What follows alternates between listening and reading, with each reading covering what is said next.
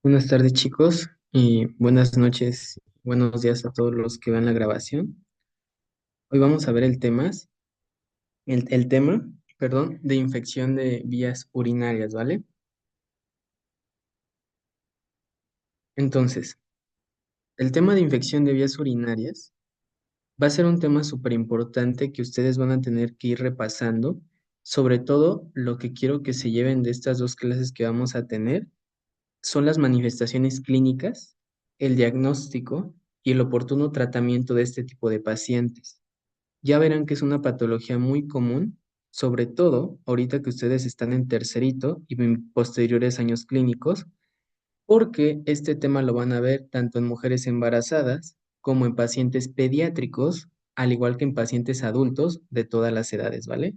E inclusive estas infecciones de las vías urinarias, chicos, se individualizan conforme la edad. No va a ser lo mismo el tratamiento que yo le voy a poder dar a un niño al tratamiento que yo le voy a dar a una embarazada o al tratamiento que le voy a dar a un adulto mayor, por ejemplo, ¿vale? De aquí la importancia de que la conozcan y de que veamos, pues, este tipo de patologías, ¿vale? A grandes rasgos vamos a comenzar con las generalidades, ¿vale? Nos vamos a ir poco a poco para que quede lo más claro posible. Las infecciones de vías urinarias como tal se van a definir como el crecimiento de microorganismos a lo largo del tracto urinario. ¿Qué va a comprender el tracto urinario en este caso? Va a comprender prácticamente desde la vejiga, chicos, que es la porción que nos va a almacenar la orina. Si se escucha bien ahí, ¿verdad? Sí, creo que sí.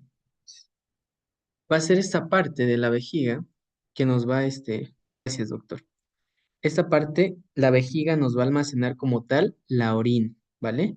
Posteriormente, después van a salir estas estructuras que van a ir hacia ascendente, que van a ser los uréteres, ¿vale? Y finalmente vamos a tener estos, que van a ser los riñones. Entonces, cuando decimos que hay un crecimiento de microorganismos en el tracto urinario, nos vamos o nos va a hacer referencia a, pueden estar en la vejiga, pueden llegar a afectar los uréteres, que prácticamente los uréteres, que son estas estructuras, es la manera en la cual estas bacterias van a ascender. ¿Hasta dónde van a ascender, doctores? Hasta los riñones, ¿vale? Hasta nuestros riñoncitos. Y finalmente las estructuras del parénquima renal, ¿vale? Son estas tres estructuras las que ahorita quiero que se queden. ¿Y quiénes van a atacar en estas tres estructuras, doctores? Efectivamente, los microorganismos, estas bacterias con sus flagelitos y sus cápsulas, ¿no? Entonces, como tal, las bacterias, que son los agentes causales más comunes, se van a establecer y se van a multiplicar. ¿En dónde? Prácticamente en cualquier sector de este tracto urinario, ya sea en la vejiga, ya sea en el uréter, ya sea en los cálices renales o en el parénquima renal. En cualquier lugar se pueden establecer y multiplicar, chicos, ¿vale? Por ejemplo, hay algunas que se pueden llegar a asentar en la fascia perirrenal. ¿Qué es la fascia perirrenal o fascia de Gerota, también conocida? Va a ser todo este recubrimiento externo que va a tener nuestro riñoncito. Las bacterias se pueden asentar desde esta parte del riñón hasta inclusive en cualquier otra parte hasta llegar al meato urinario, chicos. Y esta es la importancia de la cual vamos a ver que una paciente, por ejemplo, posmenopáusica, el meato urinario o como tal, el introito vaginal, va a tener cierto tipo de características que la va a diferenciar de una paciente no menopáusica y que le va a conferir como tal factores de riesgo para que sea más susceptible a una infección de las vías urinarias, ¿vale? Entonces, este tipo de infecciones principalmente se van a perdón, por vía ascendente. Lo vamos a ver más adelante esto de la vía ascendente, pero prácticamente lo que les acabo de decir. El microorganismo causal, chicos, sin ahorita meternos en problemas, va a entrar a través del meato urinario, posteriormente subir a través de la uretra, llegar a la vejiga y de aquí prácticamente no tendría límites para subir a través de los uréteres y llegar hasta los riñoncitos. Eso quiere decir por vía ascendente, que se contagia a nivel perianal, que es prácticamente todo alrededor del glúteo, alrededor de la vagina o del pene, toda esa parte es la región perianal, hasta prácticamente los meatos urinarios, que es por donde pues hace la orina la gente, ¿no? Como tal. ¿Es la única vía por la cual se puede adquirir este tipo de microorganismos? No, se puede adquirir, por ejemplo, también por vía hematógena. Sobre todo en entornos hospitalarios va a haber un tipo de bacterias en específico que van a tener este tipo de adquisición por vía hematógena, ¿vale? Las famosas enfermedades asociadas a la atención de la salud o las famosas enfermedades nosocomiales, chicos, ¿vale? O también directa por procedimientos invasivos. Imagínense un paciente hospitalizado, y lo vamos a tocar mucho después, que tiene, por ejemplo, una sonda urinaria y esta sonda urinaria ya lleva muchas semanas y no se la han cambiado, o en su defecto, tiene una sonda urinaria que no fue colocada adecuadamente. Esto es un factor de riesgo directamente para una adquisición de una infección por vía urinaria, ¿vale? Los procedimientos invasivos en la vía urinaria como tal. Y otra cosa importante, vamos a ver que los patógenos intestinales van a ser los principales colonizadores a nivel de las vías urinarias. Ahorita vamos a ver por qué, ¿vale? Entonces, este tipo de infecciones, chicos, se facilita por cierto tipo de vulnerabilidad, ¿vale? Vamos a tener tanto vulnerabilidad de nuestro hospedero, chicos, como vulnerabilidad de parte del sistema inmune del hospedero, chicos. Y también vamos a tener las propias defensas que van a tener este tipo de microorganismos y le van a ayudar y le van a conferir cierto grado de resistencia para afectar a nuestro individuo, ¿vale? Que son los patógenos, causales, ¿no? Como tal, se me fue el término ahorita, pero su patogenicidad prácticamente de la bacteria. Eso lo vamos a ver en la fisiopatología. Entonces, este tipo de alteraciones o afecciones que tenga el hospedero van a interrumpir como tal que se elimine de manera adecuada el agente causal, chicos, ¿vale? ¿Qué tipo de interrupciones o qué tipo de afecciones del hospedero puede haber en este caso? Prácticamente, desde la vía urinaria. Recordemos que la vía urinaria, y como tal el chorro de orina, chicos, es un tipo de barrera dinámica, ¿no? ¿Por qué? Porque hace un barrido de todas estas bacterias que están en el tracto urinario. Pues desde ese tipo de mecanismos, que es la vía urinaria, a través de nuestro flujito de orina, chicos, ¿qué pasa si yo tengo, por ejemplo, una piedrita o los famosos litos más bien, ¿vale? Que me están obstruyendo una parte del uréter. Imagínense que aquí tuviéramos una piedrita en esta parte, chicos. La orina no fluiría de manera adecuada desde el riñón a través del uréter y desembocaría en la vejiga, ¿están de acuerdo?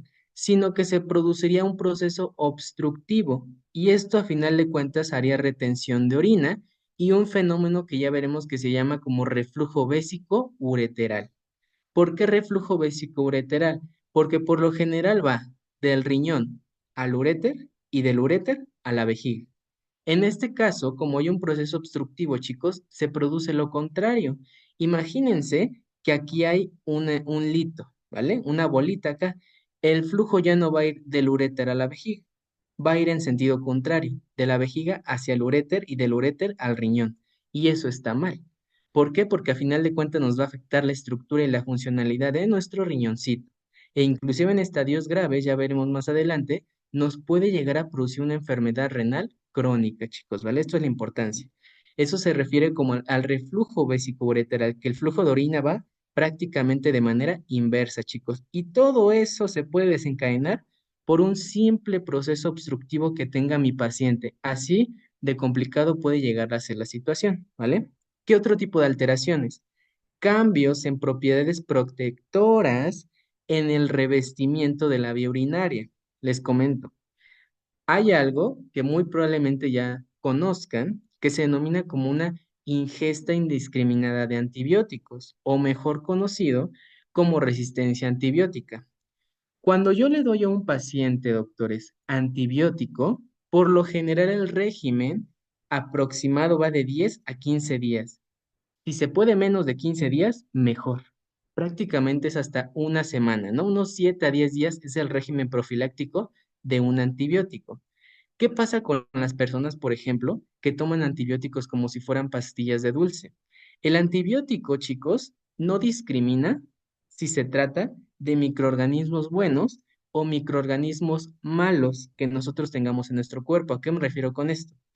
Por ejemplo, en nuestra flora normal o en todo este revestimiento que va a haber aquí, chicos, a nivel de la vejiga y a nivel del uréter, tenemos microorganismos y no son microorganismos que nos hagan daño, son microorganismos propios de nuestra microbiota como tal, ¿no? De nuestra protección que vamos a tener a nivel de este tipo de revestimiento, chicos.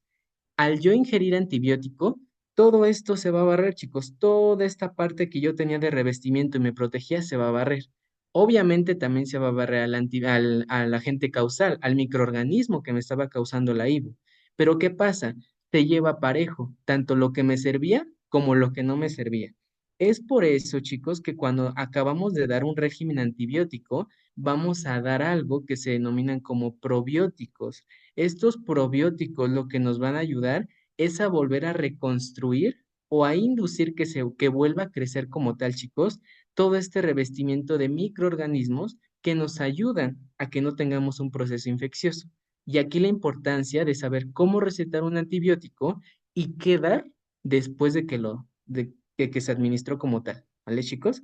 Estos son como ejemplos que tenemos de que nos pueden llegar a causar una infección. Procesos obstructivos o que se pierdan propiedades protectoras de nuestro revestimiento a lo largo de la vía urinaria, y en este caso por la ingesta indebida de antibióticos, ¿vale? ¿Qué otra cosa, por ejemplo? Lo que les comentaba, anomalías en las funciones protectoras de nuestra microbiota bacteriana normal. Y vamos a ver, por ejemplo, que tenemos lactobacillus.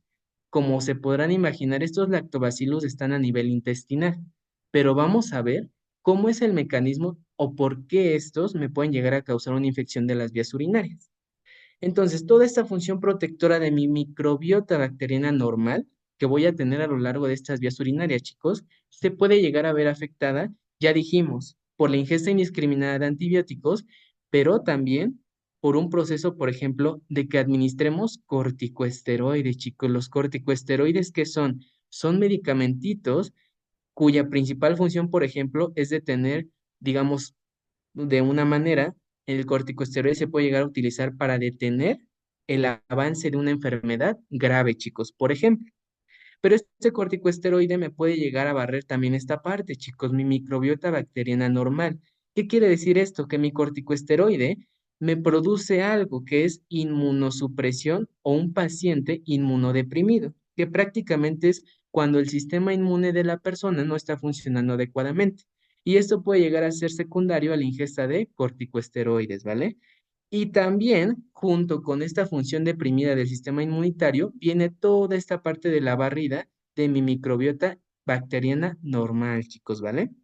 Entonces aquí tenemos otro factor de riesgo, ingesta de corticosteroides que me producen inmunosupresión, ¿vale? Como tal, la infección urinaria, ¿qué va a ser? Pues una infección urinaria, al igual que cualquier otro tipo de infección, chicos, se trata de una respuesta de tipo inflamatorio. Pero esta va a ser a nivel de ¿dónde? Del urotelio. ¿Qué quiere decir urotelio? Del epitelio que me va a estar recubriendo mis vías urinarias, chicos, ¿vale? Esta respuesta inflamatoria va a ser secundaria ¿a qué? A una invasión bacteriana, a una colonización de bacterias a lo largo de todo este tracto que acabamos de ver, chicos, que es el urinario, ¿vale? Por lo general se va a asociar con algo que se denomina piuria y bacteriuria. No quiero hacer énfasis ahorita porque lo vamos a ver más adelante en lo de las manifestaciones, chicos, ¿vale? Pero quiero que les quede clara esta parte. Los factores que me pueden llegar a inducir una infección bacteriana, o más bien una infección de vías urinarias, es la típica triada que hemos conocido siempre.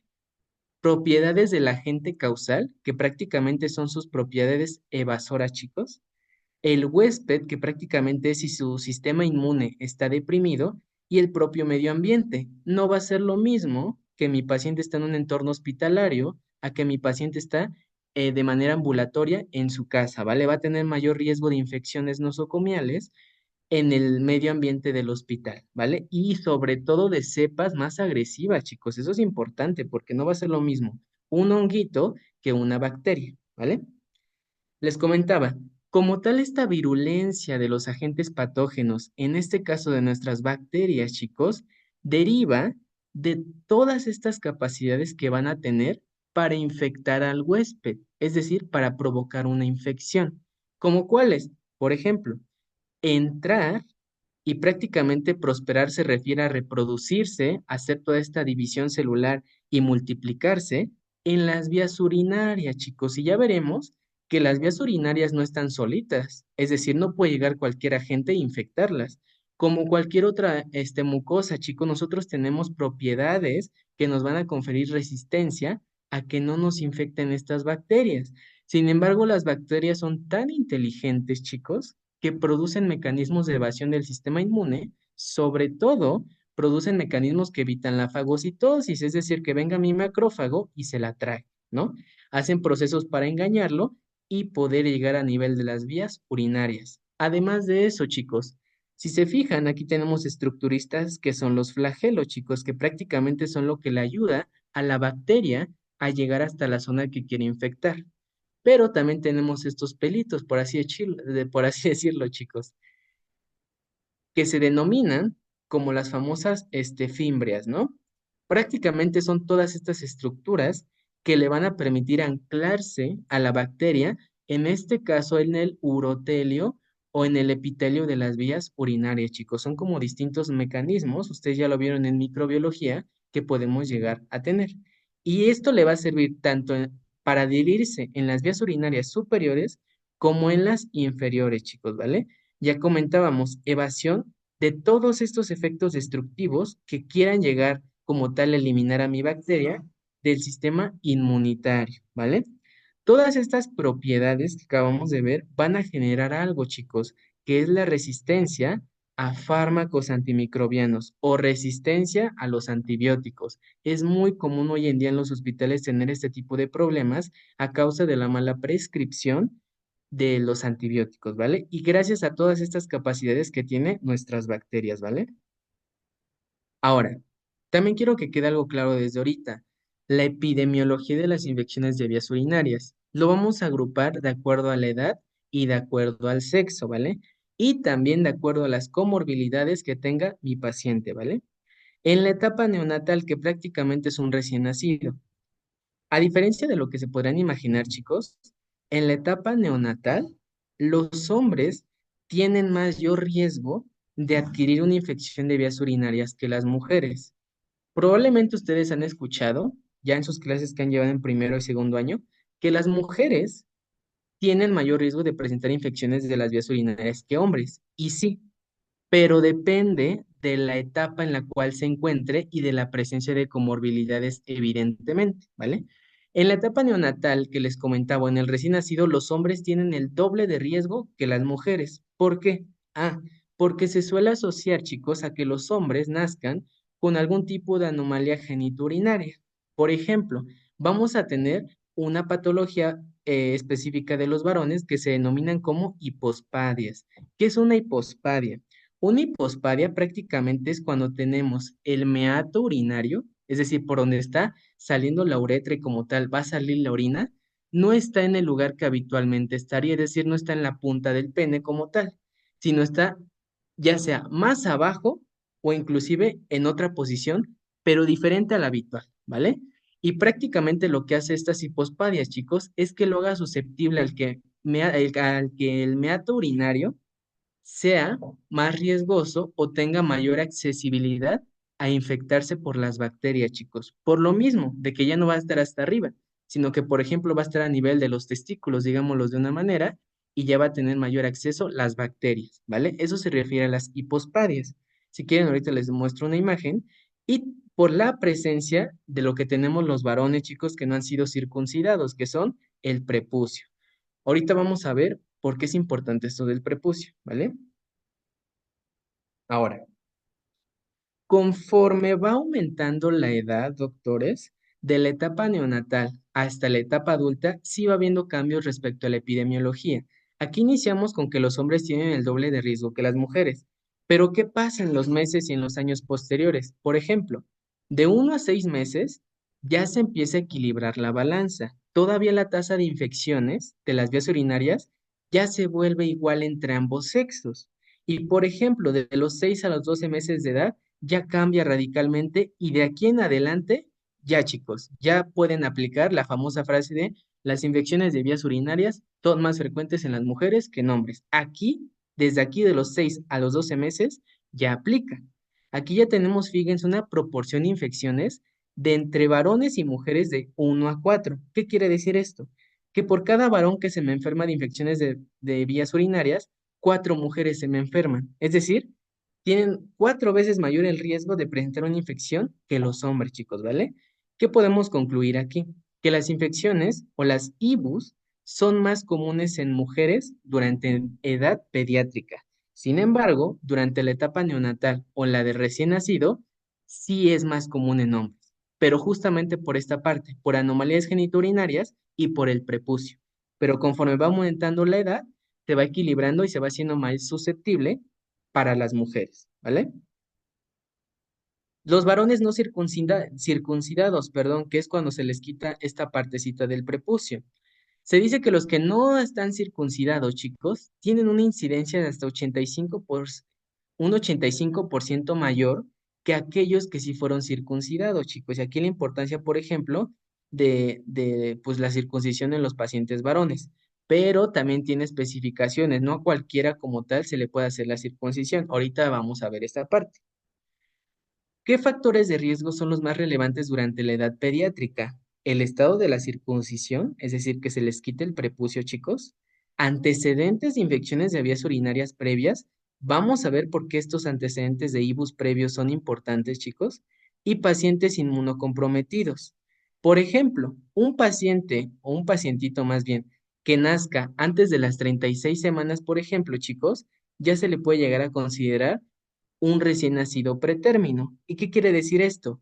Que es un recién nacido que no nació en el momento en el que debía y muy probablemente tenga deficiencias no solo hormonales, sino del sistema inmunológico.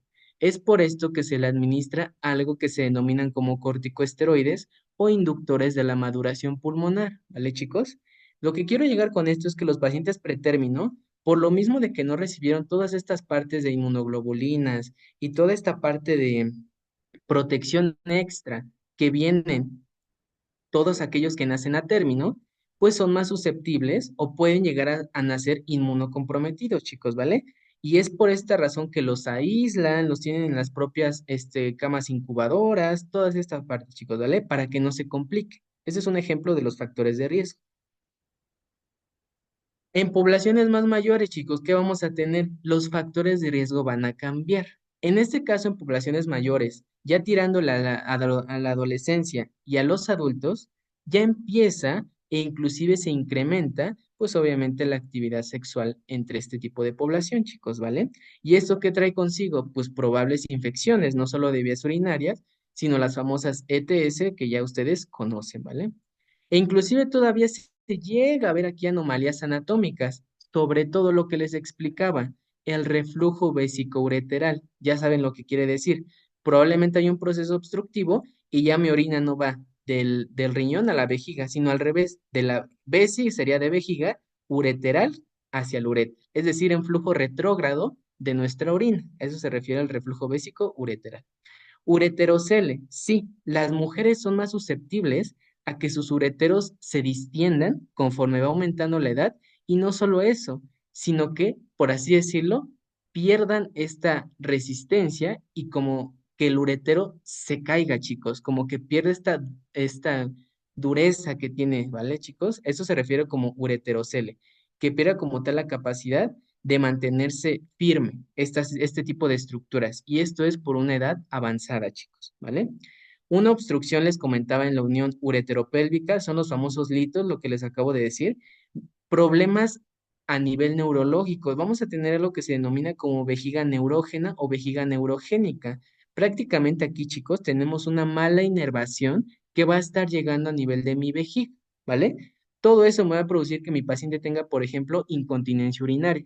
Si mi paciente tiene incontinencia urinaria, chicos, lo hace más susceptible a infecciones. ¿Por qué? Porque va a tener la orina ahí mucho tiempo en el pantalón y todo eso prácticamente lo hace susceptible a que se le metan microorganismos que esté excretando y pues asciendan a través de la uretra, ¿vale, chicos? Esto es la importancia de vejiga neurógena y también porque se asocia no solo a incontinencia urinaria, sino a incontinencia fecal, chicos, ya que ambos esfínteres tienen una relación en cuanto a su inervación, tanto el esfínter de la vejiga con el esfínter que nos permite la defecación, ¿vale, chicos?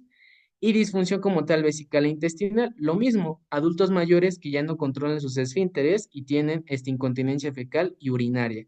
Sobre todo, si pasan mucho tiempo con la materia fecal, que es en este caso con el pañalito, chicos, los hace susceptibles a infecciones, ¿vale? Por toda la materia fecal que van a estar excretando y va a estar en constante relación con la vagina o con el pene, que prácticamente son los meatos urinarios para que ingresen nuestras bacterias, ¿vale?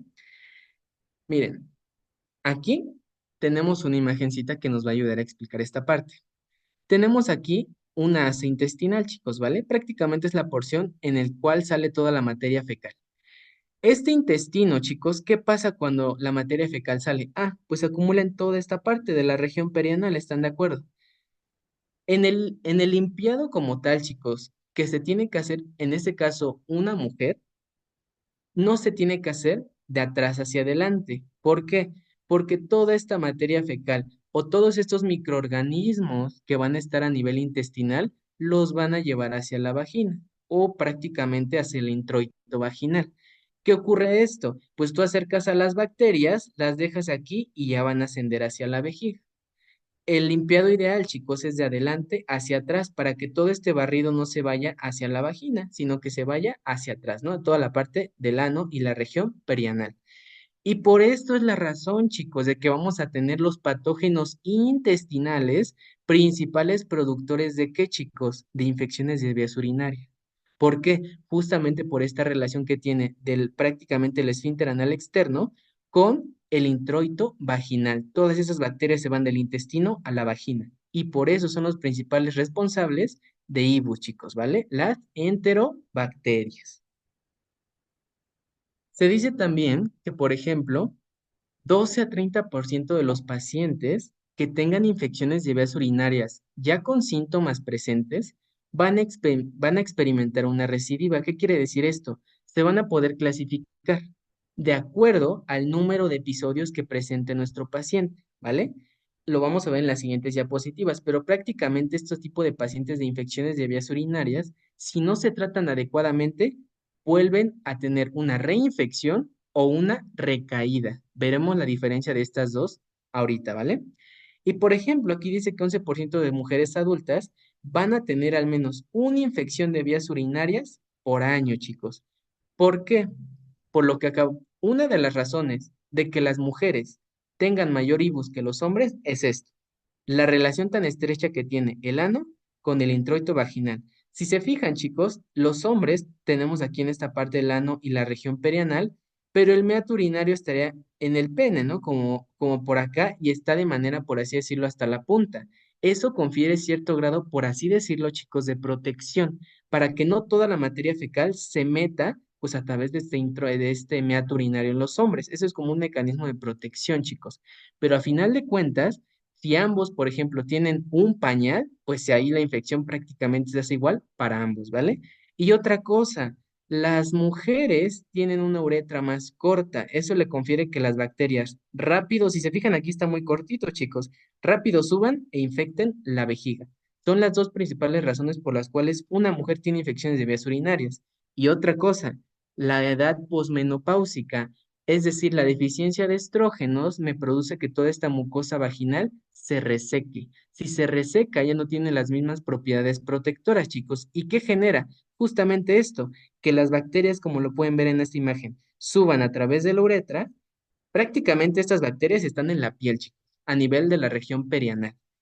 Están en la región perianal, se acercan al introito vaginal y ¿qué pasa? Se meten y suben por la uretra hasta llegar a la vejiga. ¿Y qué producen? Una cistitis. ¿Qué es una cistitis? Una inflamación de la vejiga, ¿vale? Eso es como el principal mecanismo que tienen las bacterias. Y fíjense, en mujeres de 16 a 35 años de edad se relaciona ya con el uso de métodos de protección, los famosos métodos de planificación familiar, doctores. Por ejemplo, el uso de espermicidas y el uso del diafragma. Si yo les preguntara por qué creen que es por espermicidas y por el diafragma, justamente es por el modo en que se utiliza y el modo no tan higiénico con el cual las pacientes se aplican el espermicida y con el cual los pacientes se ponen el diafragma, ¿vale, chicos? O la manera en que se les coloca el diafragma, ¿vale? Estos son los, porque por ejemplo, ¿por qué no se asocia con un dispositivo intrauterino, ¿no? Si se supone que igual va dentro de la cavidad del útero, ¿no? ¿Por qué no se relacionaría? Pues justamente es por esta parte de la limpieza y de la adecuada higiene en la colocación. Y sobre todo por el tipo de método, chicos. El espermicida y el diafragma no son de los principales que nosotros ponemos en las pacientes, ¿vale? Por supuesto, las relaciones sexuales de riesgo sin la utilización de condón y si el paciente está enfermo de una infección de vías urinarias, te hace susceptible a que tú también la adquieras, al igual que otras enfermedades si no utilizas método de protección. La diabetes, ¿por qué? Porque me complica una infección de vías urinarias. Ya veremos que se divide en complicada y no complicada. La diabetes, la obesidad y anomalías congénitas o anomalías en la anatomía, como tal en la vía urinaria, chicos, me hace susceptible a que se convierta en una infección complicada o que no la tenga, ¿vale? Eso es importante que lo vayan conociendo. Ahora, en mujeres ya mayores, como por ejemplo entre 35 a 65 años de edad, se les hace otro tipo de procedimientos. Si se fijan, no son los mismos factores de riesgo de una mujer de 36 a 65 que una de 16 a 35. Aquí, sobre todo, si se fijan, es por la actividad sexual que se incrementa o que inclusive que inicia, por el uso de métodos de planificación y por las relaciones sexuales. Aquí va a ser otra cosa. Aquí va a ser sobre todo, chicos, por la progresión de la edad y por toda esta degeneración de manera fisiológica que van a tener las pacientes. Por ejemplo, cirugías ginecológicas. ¿Qué tal si la paciente tiene un cistocele? Es decir, que la vejiga se le cayó. Ah, pues hay cirugías que se le pueden llegar a poner en su lugar, ¿vale? ¿Qué tal si la paciente tuvo un prolapso de la vejiga? De la misma manera, se le puede llegar a intervenir quirúrgicamente. ¿O qué pasa si mi paciente ya tiene incontinencia urinaria fecal? Ah, pues muy probablemente utilice pañal y si utiliza pañal, los microorganismos se van a empezar a acumular a nivel de su meato urinario y a nivel de su región perianal. ¿Y qué va a pasar? Las bacterias van a agarrar vuelo, prácticamente ya es la entrada para que asciendan, chicos, ¿vale? Hacia la uretra. Son los principales factores de riesgo. Y en varones es lo mismo, chicos, de 36 a 65 tenemos cambios fisiológicos que van ocurriendo por la edad. Por ejemplo, hipertrofia o obstrucción prostática. Esto es sumamente riesgoso, chicos. ¿Por qué? Porque la hipertrofia u obstrucción prostática me comprime una parte de la uretra del hombre. A final de cuentas, chicos, una compresión en cualquier parte de la uretra, en cualquiera, ya sea en porción distal o proximal, te hace una obstrucción. Y prácticamente eso qué quiere decir? Que la orina no te va a salir. Si la orina no te sale, prácticamente se hace ahí una acumulación de orina y la orina trae muchas bacterias, chicos. Se genera un reflejo vésico-ureteral, como les comentaba, y todas las bacterias se quedan ahí como en un caldo, por así decirlo, ascienden y te infectan, ¿vale? Son reservorios de bacterias cuando se producen obstrucciones de este tipo, chicos, ¿vale? Procesos como cateterismos, igual, chicos, son procedimientos invasivos que me pueden llegar a producir una infección de vías urinarias. Y las propias cirugías que vayan teniendo a lo largo de su vida son como los principales factores de riesgo. Este es un resumen de lo que les acabo de decir, chicos. Si se fijan, menos de un año, ya vieron la proporción es mayor en varones que en mujeres, y sobre todo por anomalías anatómicas y por la presencia de prepucio.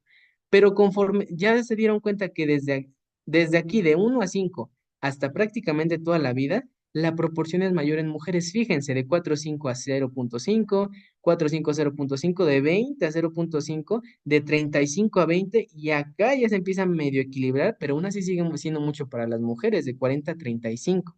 Ya prácticamente a partir de este rango de edad en adelante, ya es mayor la probabilidad de infección de vías urinarias en una mujer que en un hombre, ¿vale? Esto es prácticamente todo lo que acabamos de ver, chicos. Quédense que en los estadios iniciales o en etapas tempranas de la edad se relaciona con anomalías anatómicas. En etapas ya intermedias como la adolescencia y la adultez joven, se asocia sobre todo por las relaciones sexuales y los métodos de planificación familiar, y ya en estadios más avanzados como personas mayores de edad, adultos ya tardíos o ya más grandes, o personas de la tercera edad, se relaciona con procesos degenerativos como cirugía, obstrucciones, incontinencias y procedimientos invasivos a nivel de la vía urinaria, ¿vale? Ahora, ¿cuáles son los principales factores de riesgo que yo tengo para adquirir una IVU? Los principales van a ser estos, chicos. El sexo femenino. Ya acabamos de ver por qué. Les acabo de decir todo lo del sexo femenino, no hace falta repetirlo. Vaciamiento vesical infrecuente, por lo que les decía, si se empieza a acumular la orina en cualquier parte de la uretra o en la propia vejiga, los microorganismos que estén presentes ahí van a infectar, chicos, ¿vale? Si no los saco, van a infectar, ¿vale? Prácticamente es como agua estancada, ¿vale? Los primeros años de vida, les comentaba, vamos a tener circunstancias que nos van a favorecer esta contaminación a nivel perineal, ¿vale? Que es todo alrededor del ano, chicos, ¿vale? Y de las estructuras genitales, tanto en hombres como en mujeres. Sobre todo por la flora del intestino. La flora del intestino ya acabamos de ver. ¿Por qué? Porque estaba aquí, se excreta y se mete por el meato urinario, ¿vale? Prácticamente es por eso, chicos. Entonces, procesos como incontinencia fecal o la exposición prolongada de heces en los pañales, les comentaba, hacen susceptible que toda esta flora intestinal que yo estaba excretando, chicos, se me vaya al meato urinario y ascienda a la uretra, ¿vale? Prácticamente es eso. Y la fimosis, ¿qué es la fimosis? Cuando el prepucio, en este caso de mi recién nacido, no se puede hacer hacia abajo, chicos. ¿Están de acuerdo? Que el prepucio, la razón por la cual se hace la circuncisión, es que es un reservorio de bacterias, ¿vale? Todo esto puede albergar bacterias, doctores. ¿Por qué? Porque esta parte se alza y se sube. Entonces, al momento de alzarse y subirse, es susceptible a que las bacterias puedan llegar a infectar, ¿vale? Perfecto. Ahora, los factores de riesgo. Otros tenemos anomalías del tracto urinario. Lo que les comentaba, la estasis urinaria favorece una infección de vías urinarias. ¿Qué es la estasis urinaria? Que la orina no salga. ¿Por qué? Por procesos obstructivos. Punto.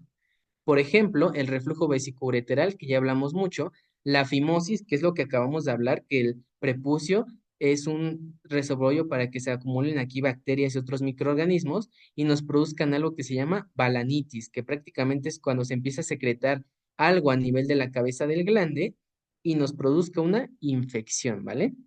Disfunción del tracto urinario, chicos, tanto el inferior como el superior. Por ejemplo, que el paciente tenga una enfermedad renal, pues eso ya lo hace como, o por ejemplo, si tiene un quiste renal, tiene enfermedad renal crónica o tiene un lito, eso cuenta como una disfunción del tracto urinario. Procesos de estreñimiento, chicos, por la flora intestinal, lo que les comentaba.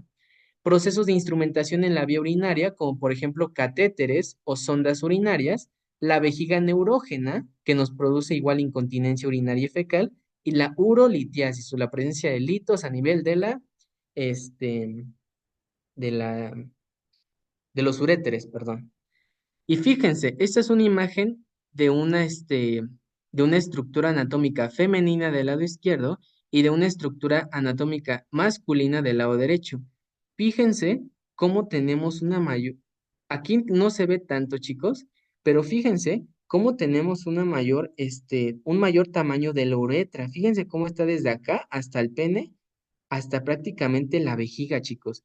Y fíjense, la de la mujer está sumamente cortita. Es más fácil que una bacteria venga por aquí y suba así rápido, ¿no? Porque está cortito, unos 4 a 6 centímetros. Es más factible que haga eso la bacteria a que haga esto, que se meta a través del pene y ascienda de 15 a 25 centímetros. Es más el trayecto, ¿no? Entonces le queda más en corto, en este caso la uretra femenina, por el largo, chicos. Fíjense cómo aquí está la diferencia de las amplitudes, ¿vale?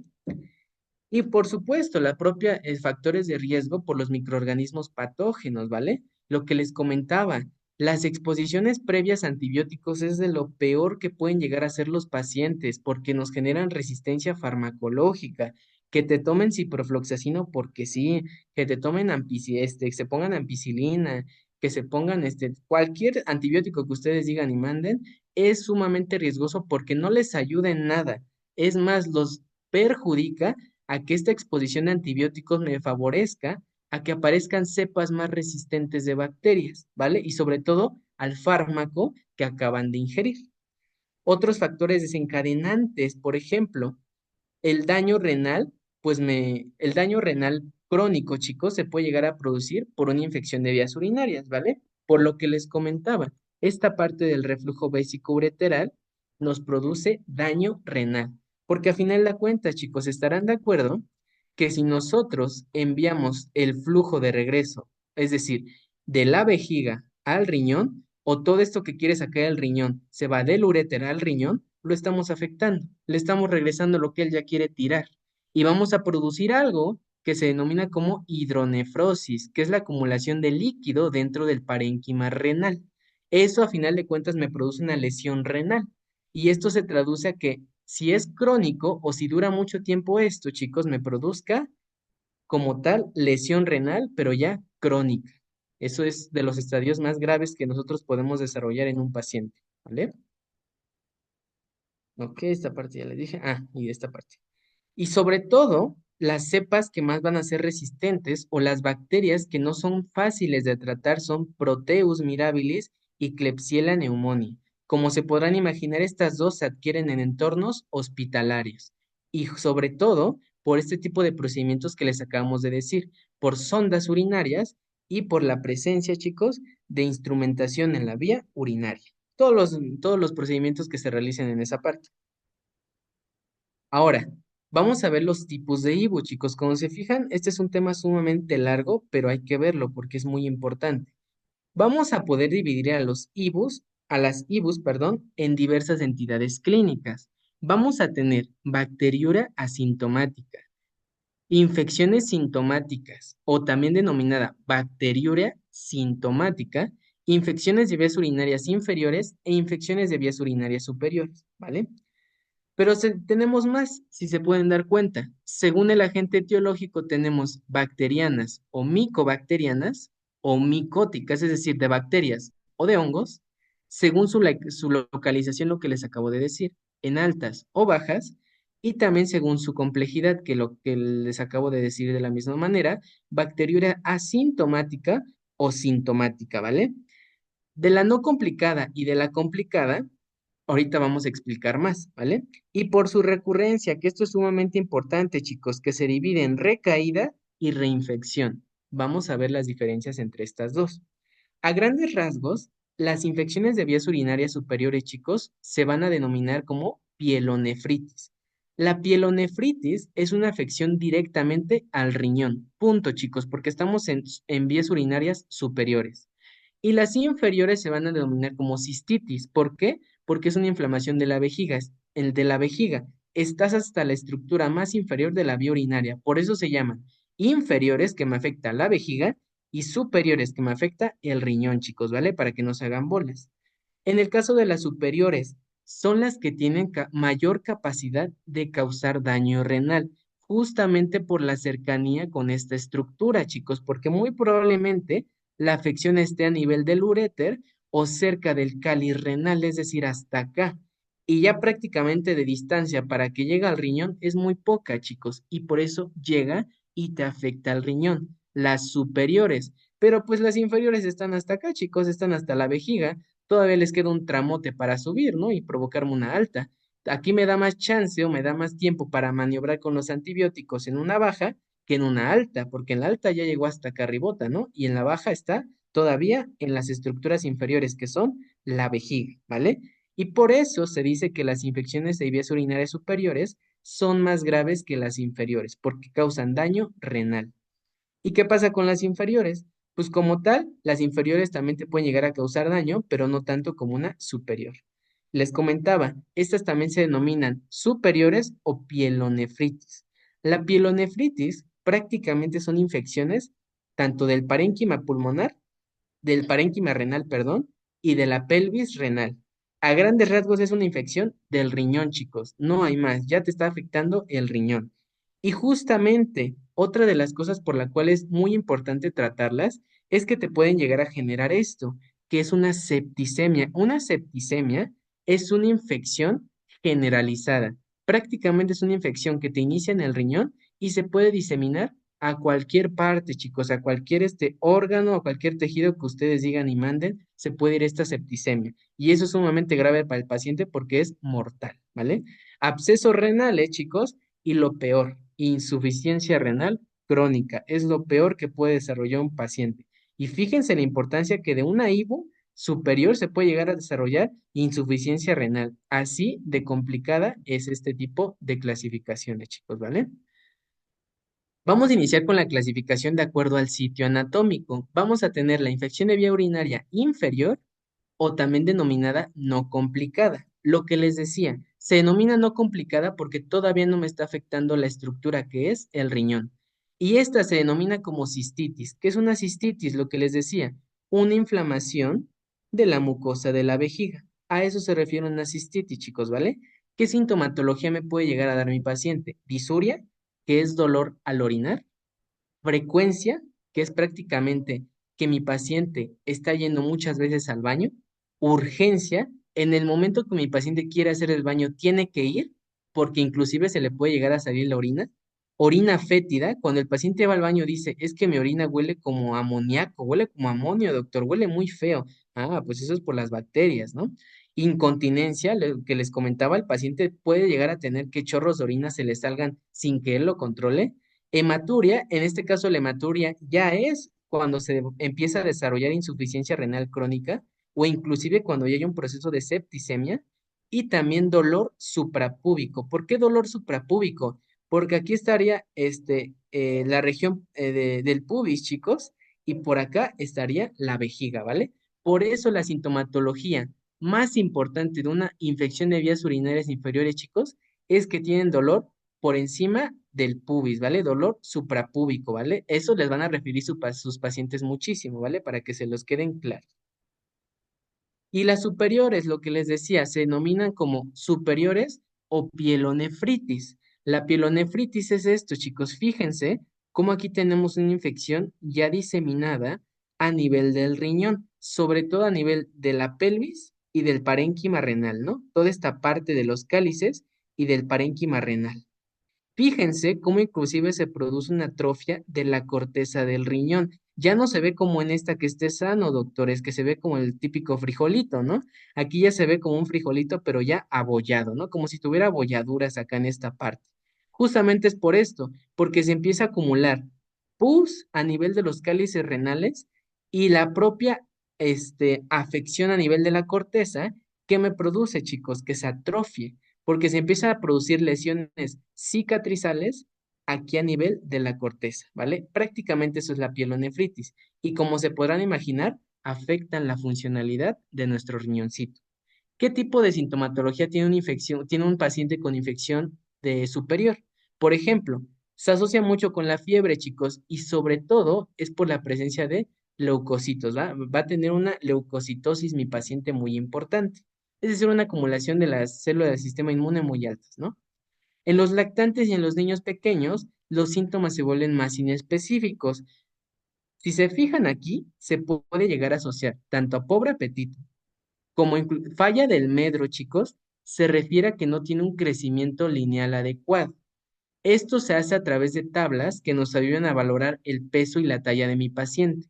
En la falla de medro no tenemos una buena tanto altura como un buen peso, chicos. Prácticamente tenemos una alteración en el desarrollo del niño. Irritabilidad, letargia, que el paciente esté como con movimientos enlentecidos, vómito y diarrea. Fíjense esto que es muy importante. ¿Ya vieron cómo se relaciona con pobre apetito, vómito o diarrea? ¿Por qué? Porque lo que les comentaba, las enterobacterias son el principal responsable de infecciones de vías urinarias. Por eso mis pacientes lactantes o prácticamente los pediátricos se asocia mucho con esta sintomatología, chicos, porque a final de cuentas, ¿la infección de dónde viene? Pues de la pancita. ¿Y una infección de la pancita te puede dar infección en las vías urinarias? Sí, por lo que les acabo de decir, chicos, por cómo entra la bacteria o el microorganismo a través del meato urinario, ¿vale? Y la bacteriura asintomática, chicos. Aquí vamos a empezar con la clasificación de acuerdo a la sintomatología de mi paciente. La bacteriuria asintomática es la presencia de bacterias en orina, pero como su nombre lo dice, es asintomática.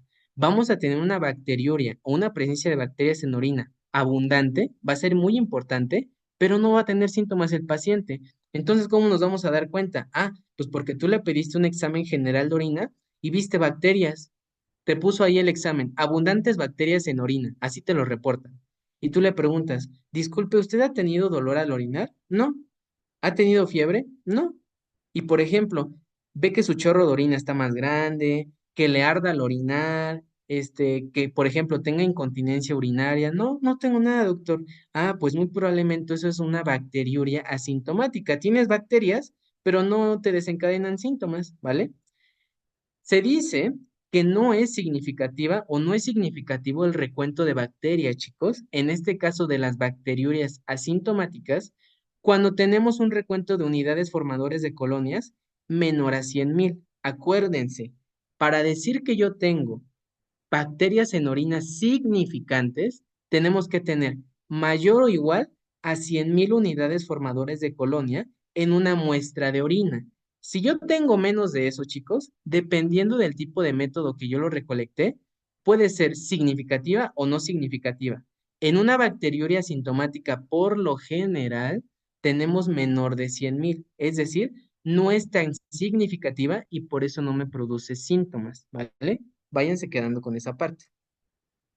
Ahora bien, esta colonización les comentaba de la vejiga por se va a producir prácticamente, chicos, porque se coloniza la vejiga por estas bacterias, pero estas bacterias, chicos, se dice que no van a ser virulentas. En otras palabras, son incapaces de activar una respuesta inmunitaria y por ende, si no activan una respuesta inmunitaria, no activan una respuesta sintomática en mi paciente, chicos. ¿Por qué? Por lo que les acabo de decir, porque su recuento de las unidades formadoras de colonias no es tan alto. Prácticamente son pocas a las que ya deberían de tener, por así decirlo, para que me causen una sintomatología verdadera. Como son poquitas, pues no me alcanzan a producir síntomas y por eso se denomina como bacteriuria asintomática, chicos, ¿vale? Y otra cosa importante, no hay ni síntomas, pero tampoco hay leucocituria. ¿Qué significa? No hay leucocitos en orina, chicos, no hay un elevado recuento de leucocitos en orina. Por lo mismo, no son tantas y no son tan virulentas como para desencadenar una respuesta inmunológica. Por eso no hay leucocitos en orina, ¿vale? Solo se dice que son pacientes que tienen bacteriuria o presencia de bacterias en orina abundante, ¿vale? Eso es lo único que tienen que saber de esta parte. Ahora, ¿cuándo se dice que es una bacteriuria sintomática? Ah, cuando hay presencia de una bacteriuria significativa, es decir, cuando tenemos un recuento de más de 100.000 unidades formadoras de colonia en una muestra de orina y además hay sintomatología clínica de mi paciente. Ahí ya decimos en ese momento que es una bacteriuria sintomática, chicos, ¿vale? Y sobre todo el crecimiento bacteriano. Ahorita no les traigo como tal reportes de un examen general de orina, pero cuando los vean, les van a reportar color de orina, sedimento urinario, esterasa leucocitaria, nitritos, bacterias en orina, color de la orina, si hay presencia de cilindros, les va a reportar muchísimas cosas, chicos. A lo que yo quiero que se vayan hasta este momento es bacterias en orina, que les digan si son abundantes o escasas, y que se vayan a esta parte del sedimento urinario. ¿Qué es el sedimento urinario? Esta parte nos indica el grado de crecimiento bacteriano, cómo está creciendo la bacteria. Y esta se va a caracterizar o se los van a reportar, chicos, como leucocitos por campo. Cuando ustedes vean que hay presencia de mayor o igual de 5 leucocitos por campo en la orina, eso ya nos indica leucocituria, es decir, presencia de leucocitos en orina. Si ustedes ven, por ejemplo, 2 leucocitos por campo o 3 leucocitos por campo, todavía no se cumple el criterio de que yo tengo leucocituria, porque tiene que ser mayor de 5, chicos, ¿vale? Por eso no se queden únicamente con un valor. Tienen que ir viendo en toda esta parte del examen general de orina y sobre todo, guíense por los síntomas, chicos, ¿vale? Entonces, hasta esta parte ya es bacteriuria sintomática, ¿vale? ¿Cuáles se dicen que son valores clínicos o que me ayudan a diagnosticar como tal una infección, chicos? En mujeres, si se fijan, yo les dije que mayor o igual a 100.000 unidades formadoras de colonias me hace el diagnóstico de una infección por IVU, ¿vale? Pero, por ejemplo, tenemos distintos tipos de situaciones, chicos, que yo lo tengo que ir adaptando. En mujeres, por ejemplo, que tengan síntomas urinarios bajos, es decir, cistitis, es decir, inflamación en la vejiga, Van a tener disuria, polaquiuria, tenesmo vesical, ya dijimos, disuria, dolor al orinar o ardor. Polaquiuria, un aumento en el número de veces que va al baño la paciente. Y tenesmo vesical, cuando la paciente va al baño, siente que fue un vaciado incompleto, que todavía se le queda orina dentro de la vejiga. Cuando tenemos este tipo de sintomatología y tenemos, por ejemplo, una presencia de 100 o de 10,000 unidades formadoras de colonia por orina, chicos, aquí ya decimos como tal, chicos, que tiene un valor clínico de infección. ¿Por qué? Porque ya lo estamos complementando.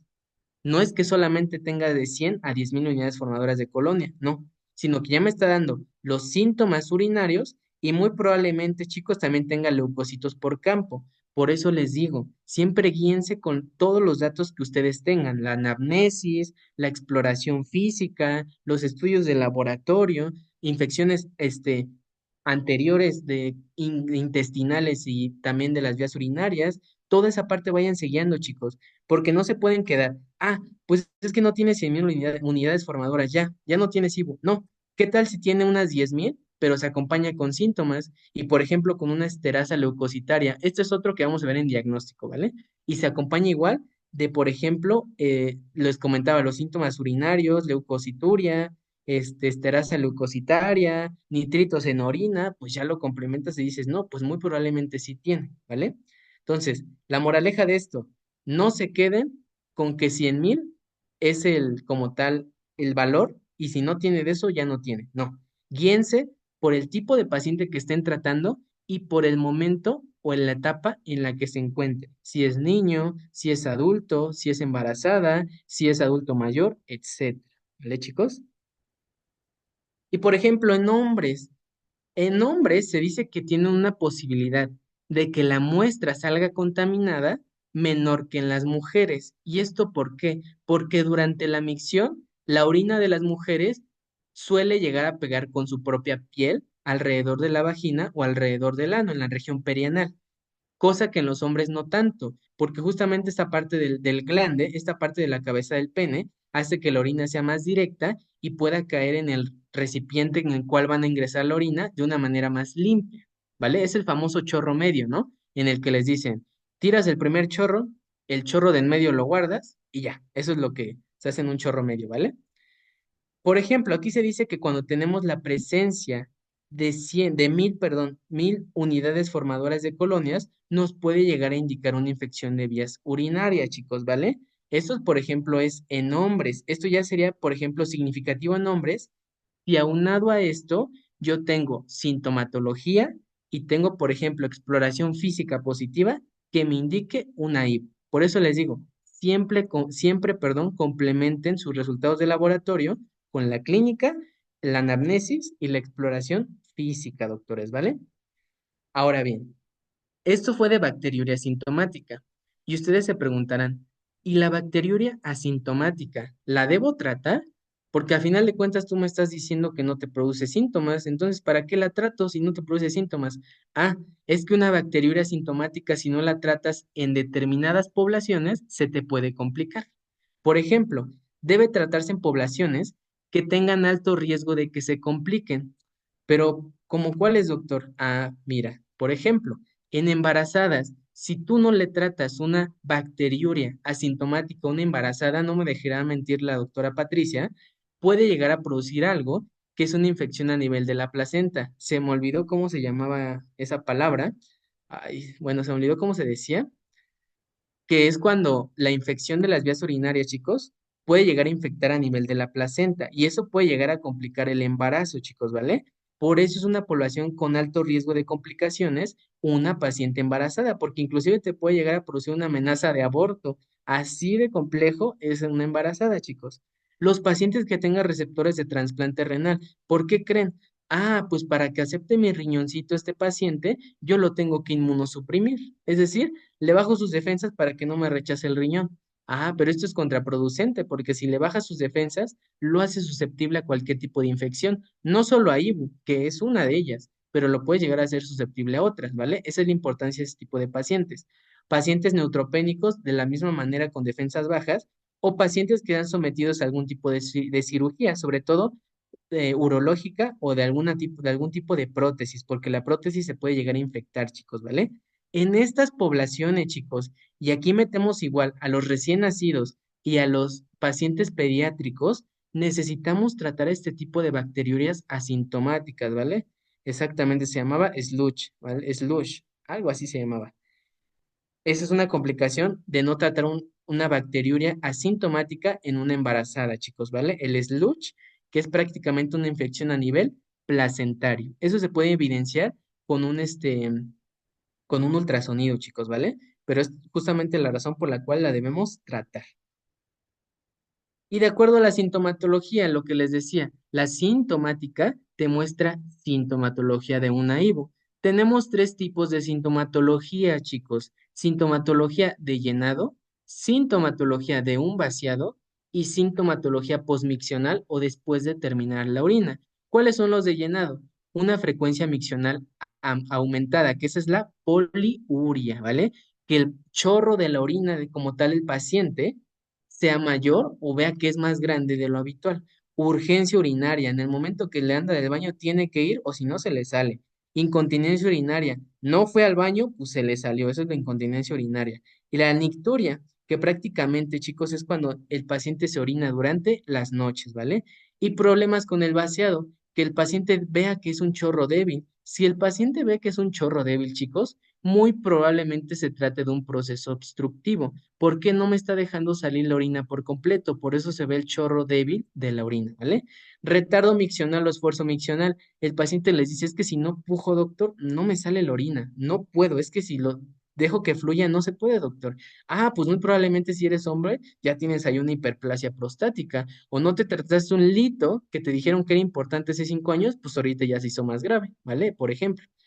El chorro intermitente, igual, doctores, indica tanto hiperplasia prostática o un proceso obstructivo, que mi paciente diga, es que sí, sí hago, sí puedo hacer el baño, pero como en 6 ocasiones de aquí en lo que sale todo, porque hago como por pausas. Ah, pues eso es un chorro intermitente.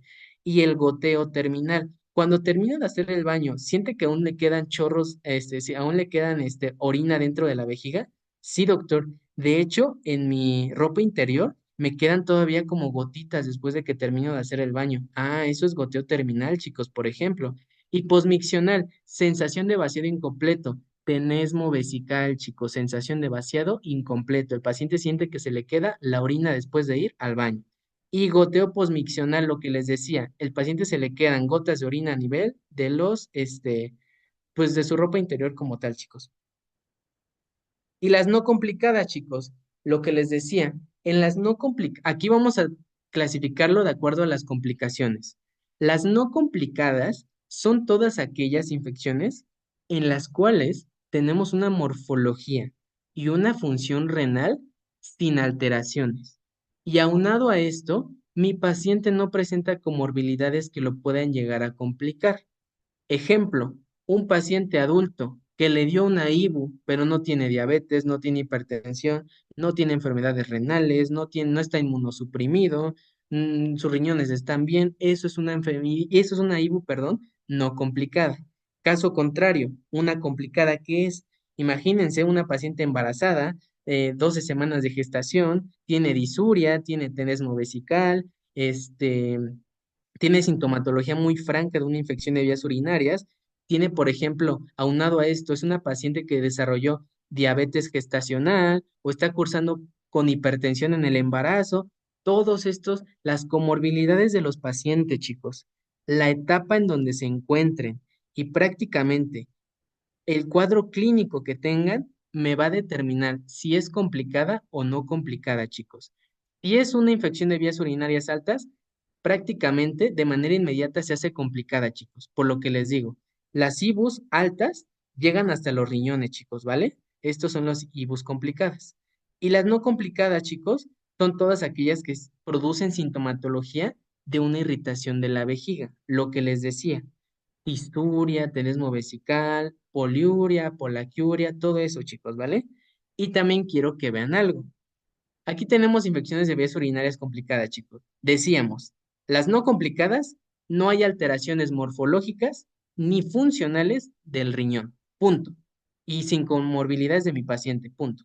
Las complicadas, Aquí ya tenemos patologías predisponentes, es decir, ya tenemos diagnóstico de algún tipo de comorbilidad en mi paciente y se caracteriza porque o hay malformaciones, o hay alteraciones, o hay falta de respuesta al tratamiento.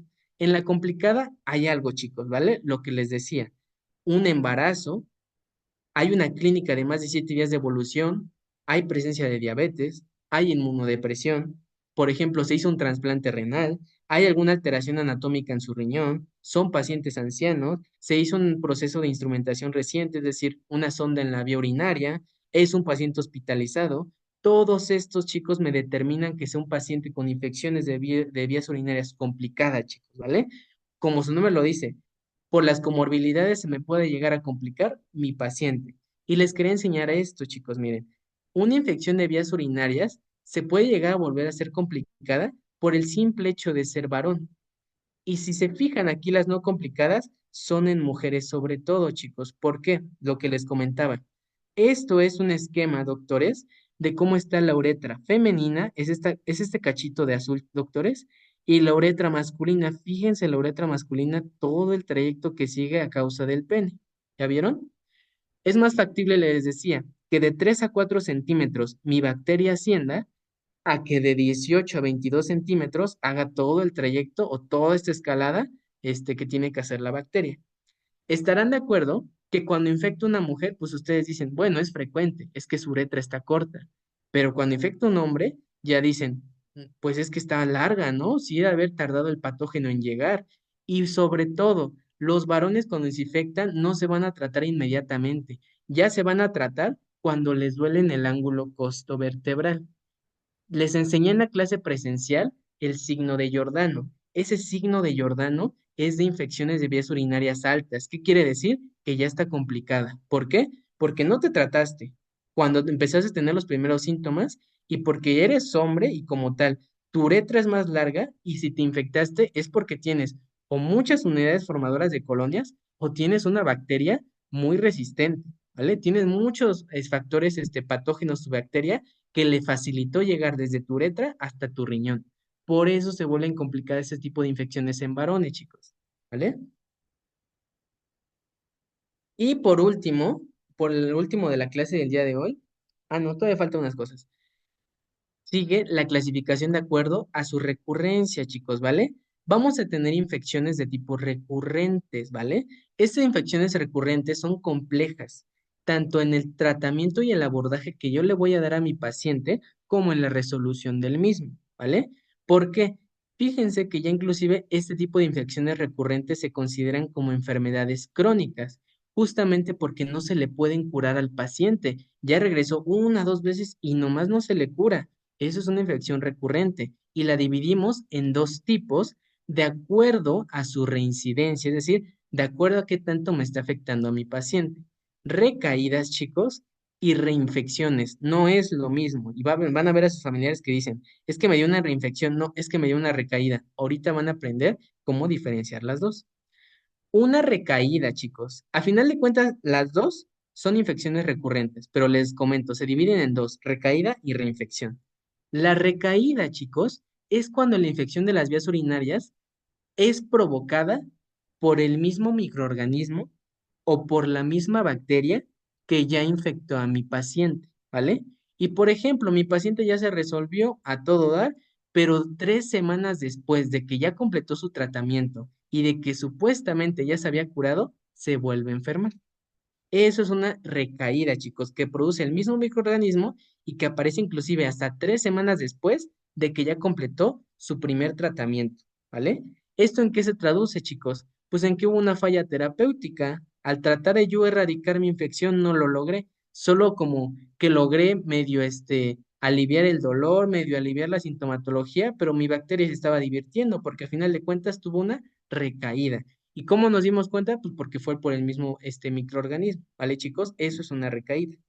¿A qué se asocia, por ejemplo, un paciente de este tipo? A que tenga patologías renales, lo que les comentaba. La cicatrizal es sobre todo por enfermedad renal crónica, ¿vale, chicos? Y por una pielonefritis.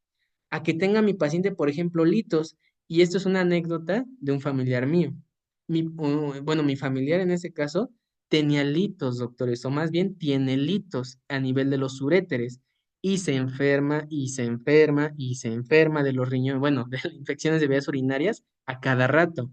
Él lo que realmente tiene son recaídas, porque son provocadas como tal por el mismo microorganismo, pero lo importante es que se asocia a litos, doctores. Esa es una forma que ustedes pueden llegar a como tal relacionar una recaída de una reinfección, ¿vale? Y él, por ejemplo, él también tiene una alteración anatómica en los riñones. Él tiene, doctores, sistemas colectores, es decir, aquí en esta partecita, doctores, tenemos sistemas colectores. Él tiene más estrechos este tipo de conductos de lo que debería, sobre todo del riñón izquierdo. A final de cuentas, si está chiquito aquí, más de lo habitual, y tú le metes una piedrita, se va a tapar sí o sí. Ese es el principal problema que tiene, por ejemplo, mi familiar, y por eso tiene recaídas de infecciones de vías urinarias, ¿vale, chicos? O inclusive si llega a tener quistes, la prostatitis, por lo que les decía el proceso obstructivo que genera, y los pacientes inmunocomprometidos, todo eso me hace susceptible a tener una recaída, doctores, ¿vale? Y ahora, ¿qué es una reinfección? En el caso de la reinfección, chicos, es cuando aparece una nueva infección de vías urinarias. Es decir, mi paciente se curó aparentemente, todo bien, pero después se volvió a infectar. Y lo importante, esta es una nueva infección de vías urinarias por otro microorganismo diferente. En el caso de la recaída es por el mismo y en este caso es por otro, ¿vale? Eso es con las principales diferencias. Y sobre todo, cuando le pasó en una reinfección, chicos, va a ser un tiempo de espera más corto que en una recaída. En la recaída son hasta 3 semanas y en una reinfección son de 7 a 10 días después de haber erradicado o después de haber tenido el tratamiento farmacológico anterior. Son las dos principales diferencias que quiero que se lleven, la temporalidad y el microorganismo causal, ¿vale? Y las reinfecciones es lo más frecuente, doctores. Se dice que es hasta el 80% de las infecciones recurrentes.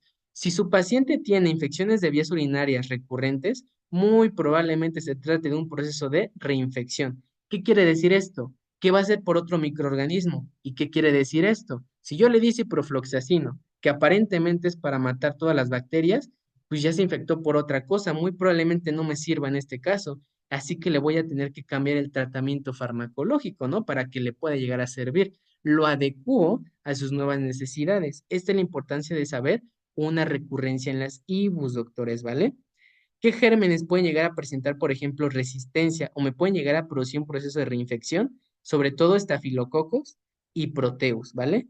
Proteus es muy difícil porque solo es en entornos hospitalarios, pero estafilococcus epidermidis sí es muy común, porque este tipo de estafilococo epidermidis vive en la piel o en la región perianal, tanto de mujeres como en hombres. Y con un simple limpiado lo puedes llevar a que te cause una IBU, doctores, ¿vale? Esta es la importancia de que ustedes sepan la recurrencia de una vía de las infecciones de vías urinarias, chicos, ¿vale? Y ya por último, de esta clase vamos a ver la etiología, para mañana centrarnos en el diagnóstico del tratamiento. El 90% de estas IBUs, doctores, tanto las altas o como las bajas, se deben a enterobacterias. ¿Qué quiere decir? Quiero que quede claro esto, chicos. Una enterobacteria, ¿qué quiere decir? Sí, sí viven en el intestino, sí, sí se multiplican en el intestino, pero no forzosamente me van a producir una infección gastrointestinal. Lo que nos dijo una vez un doctor de urgencias y siempre nos quedó claro fue que las enterobacterias tienen su ciclo de replicación y como tal su metabolismo en el enterocito, es decir, en el intestino, pero no necesariamente te van a infectar solo el intestino pueden viajar a muchas otras partes e infectarte, en este caso, por ejemplo, de vías urinarias, doctores. Cuando ustedes vean enterobacterias, no se queden, ah, sí, pues infección en la panza, no. O sea, sí se replican ahí, pero te pueden infectar otros lados. Y sobre todo aquí tenemos que Escherichia coli, doctores, ¿vale? Escherichia coli es el principal agente de las IBUs, hasta un 90%, ¿vale? Y si se fijan, todos estos patógenos urinarios que nos pueden llegar a desencadenar una IBU forman parte de una colonización intestinal normal. ¿Qué quiere decir esto? Que todo lo que nos causa daño prácticamente vive en nuestro propio intestino y por una falta de higiene personal adecuada, te puedes llegar a infectar. Obviamente, no solo eso, si tú te cuidas y te infectas por alguna otra cosa, pues ya es diferente. Pero el hecho de que tengas una higiene corporal adecuada te ayuda muchísimo, ¿vale?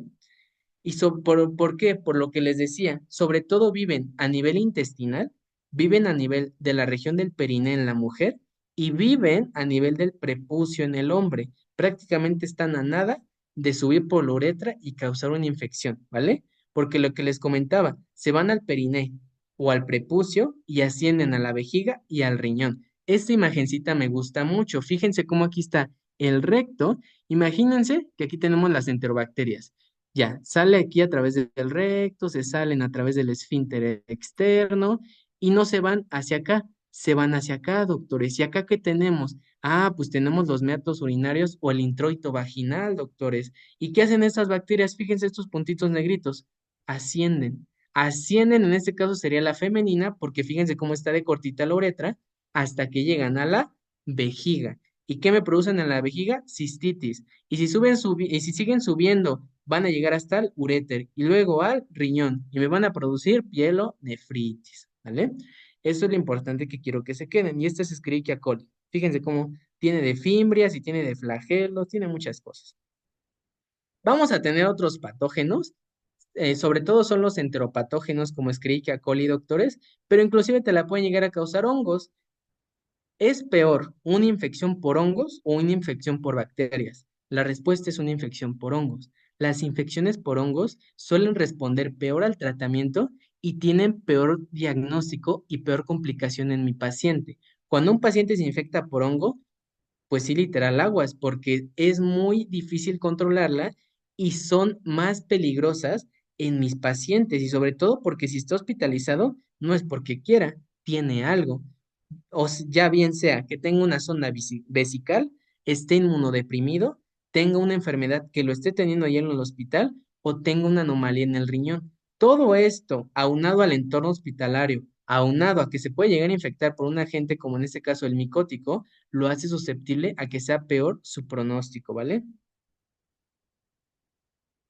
Lo que pasa, doctor, es que en una paciente embarazada va a tener una cercanía mayor la estructura del útero con la vejiga. ¿Por qué? Porque el útero está en periodo gestante, está aumentando de tamaño. Va a tener tanta relación con la vejiga que inclusive el útero la puede llegar a comprimir. ¿Y qué pasa si yo comprimo la vejiga, doctor? Pues en las pacientes embarazadas puede llegar a causarles incontinencia urinaria y sobre todo por esta estrecha relación que van formando a lo largo de todo el proceso gestacional, doctor, puede llegar a infectar, ¿vale? Y por eso es lo que les decíamos, el famoso slush, que si no tratas una infección de vías urinarias, asciende y se puede ir inclusive a nivel placentario, ¿vale, doctor?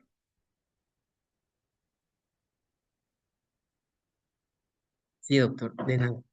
A ver, ok, esta parte ya se los comenté. Por ejemplo, lo que veníamos hablando, la exposición previa a los antibióticos o las anomalías urinarias, sobre todo se asocia con infecciones, pero no cualquier tipo de infección. Si se fijan, se asocia a Proteus y a Klebsiella. Y ustedes dirán, doctores, ¿y qué tiene? O sea, Proteus y Klebsiella, ¿qué tiene así de especial o qué? Ah, es que Proteus y Klebsiella, además de que tiene mayor complicación en mi paciente, se adquieren o tienen la capacidad de diseminarse por vía hematógena. Es decir, yo adquiero Proteus o Klebsiella y me da infección de vías urinarias, ¿se va a quedar ahí ya? No, si no se trata o si el tratamiento farmacológico no te sirve, se te puede diseminar por la sangre y te puede llegar a causar infecciones graves como una septicemia. Por eso es la importancia de que no se contagien con este tipo de cepas. ¿Y cómo se llegan a contagiar? Porque toman y toman y toman antibióticos indiscriminadamente y no les hacen y desarrollan cepas resistentes, ¿vale? Lo mismo, doctores, colonizan el introito vaginal y el área periuretral, es decir, alrededor de toda la uretra, y ascienden hasta la vejiga, doctores, ¿vale? Son las principales agentes que nosotros tenemos en una infección de vías urinarias. Y por supuesto, los pacientes hospitalizados o que están inmunocompetentes se infectan, como ustedes podrán imaginar, de cepas más agresivas. No se infectan de una Escherichia coli, no. porque están en entorno hospitalario y tienen defensas muy bajas. Y tenemos aquí otras como Serratia marcensis, Morganella morgani, la propia Klebsiella que acabamos de ver, Haemophilus, la cepa que te produce influenza, ¿no? Y todo eso.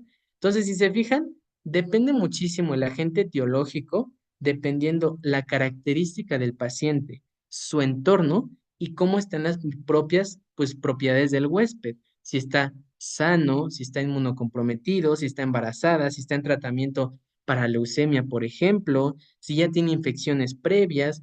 Toda esa parte, chicos, tenemos que ir individualizando a nuestros pacientes. En etiología, quédense con esto. Escherichia coli. Si no es Escherichia, Proteus o Klebsiella. O si no, Estafilococo epidermidis, porque lo tenemos en la piel, ¿vale? Quédense sobre todo con esas, doctores, ¿vale? Y hasta ahí sería la clase del día de hoy. Mañana yo creo que vamos a completar hasta diagnóstico y tratamiento, chicos, para ya terminar este tema, ¿vale?